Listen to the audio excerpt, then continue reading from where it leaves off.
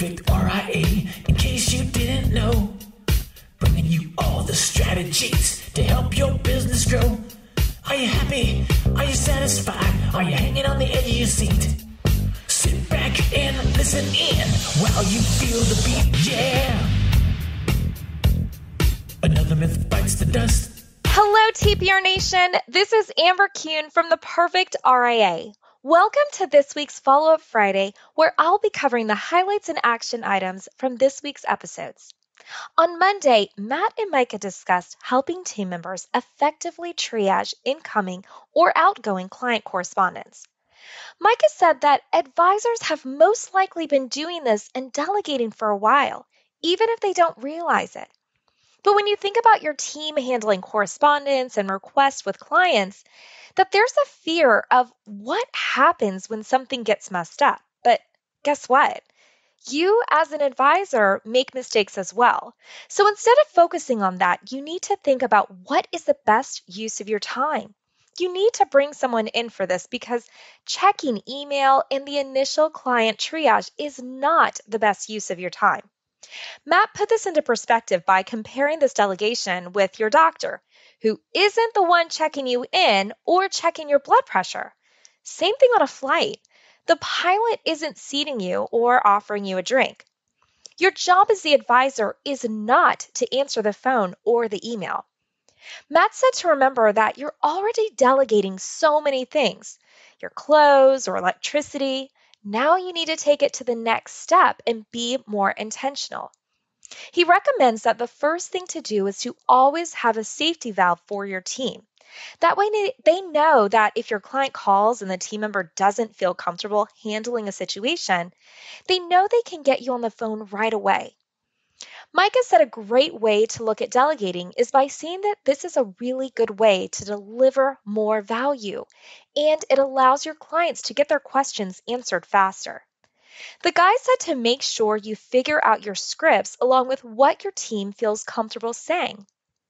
If a client calls saying, well, let me see if he's available, really just translate to, let me see if you're important enough for him to talk to. You don't want to lie. Be honest and say that they're unavailable or simply that they're on vacation with their family and ask if it's an emergency. This allows the clients to still feel like they're being taken care of because their request or question could be something that the team can handle directly. Matt and Micah discussed how important it is to empower your team. Micah gave an example of a process that he set in place with his team for when clients have a distribution request. Micah realized when his team reached out to him with questions on this that it wasn't the best use of his time and it wasn't delivering the most value to his clients or his team. By setting up a process for this, it empowers his team to make successful decisions. Matt added, you can set up parameters around this and that it's not his team's job to correct a client or help them see a bigger picture if they want to do something that's outside of their plan. Matt and Micah stressed that you really need to think about what decisions you can empower your team to make. The guys also discussed communication and that when a client reaches out, it's the team that will respond back. But that you need to have a system in regards to this and know that there needs to be a limit to how many emails are sent. For Micah, it's a 2-email limit. After that, it requires the team to pick up the phone. And along with that, the team should understand that there are some times that the response back shouldn't be done via email and really needs to be discussed via meeting.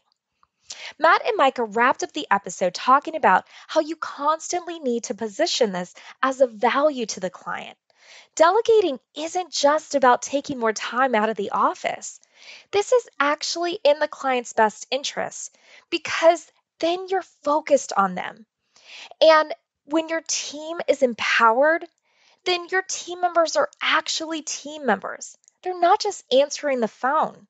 This allows the team to run the office and empowers them to take care of the clients if something were to happen or even just when you're on vacation. This is a win for your clients. Everything is about delivering massive value. Let's get into a couple action items from Monday's episode. With your team, pick one thing that you're doing that is service-oriented and choose to delegate it this week and create a process for it. And then make sure that your team has a way to get questions to you where they aren't constantly pinging you. Set this up on a weekly meeting agenda. Moving on to our What Works Wednesday episode, Matt was joined by Don Hilario, an advisor in Southern California. Don has a very intentional niche, focusing on big tech, and he works with a lot of employees at Google. He added that his niche connects well with where he is in his life. Matt and Don spent the episode primarily focusing on how he's intentional with everything that he does. He shared his morning routine and said that he always wants to stay above the line. So whether a weekend or a weekday, he's up at 4:30 so that he has time for himself. He wants to exercise by 5, and in order to combat that urge to check his phone, he actually has to get out of bed to access it. He listens to something motivational, works out for no more than an hour, and during that time, he's listening to daily affirmations. And in between his workout sets, he's journaling so that he can think about the important people he's going to be connecting with that day and how he can be excellent. And he does this whether it's surge time or not. Don also shared the importance of his affirmations, which he said he sometimes shares with his clients as well. He feels that he's working with people who are just like him. He shared his personal conviction on Wednesday's episode, and if you haven't listened to this, you'll want to go back and hear this. It was incredible. Don said this helps him because it puts him in a proactive state and he feels he's ready for anything. Matt pointed out that this is different from other advisors who start their day wondering what will be on the screen versus actually owning your day. And Don said by doing this, it helps his head trash. If he's advising his clients to be a certain way, then he wants to live it and be his authentic self. Don said it's important for him to go deeper than just goals with his clients, and he makes it a point before every meeting to decide what are the emotions that he wants to cultivate before the meeting, which he believes gives him the opportunity to learn more about his clients during their meeting. Don has a list of what he wants to accomplish with each meeting. He even shared how these emotions played out in his plan for meeting with Matt on Wednesday's podcast.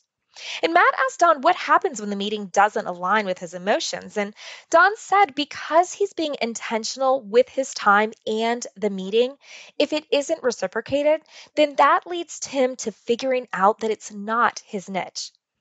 Wednesday's episode wrapped up with Don sharing that he didn't used to have this mindset.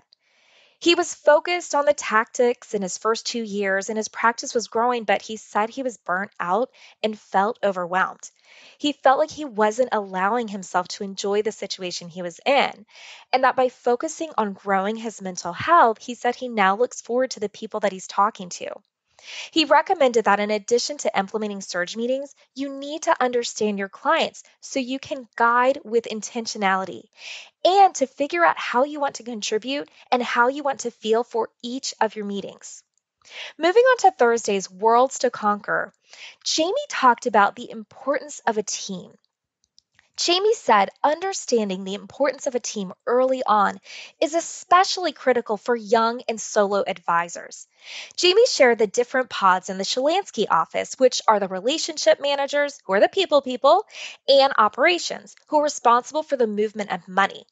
She said this allows everyone to work harmoniously according to their natural talents and attitudes. Jamie said the financial advisor is really the unicorn of the group, and that those 3 wheels are equally important and need to work together. Jamie said to get your team moving in the right direction, that everyone has to be fully in to realize the best potential, and that everyone's role isn't just a job.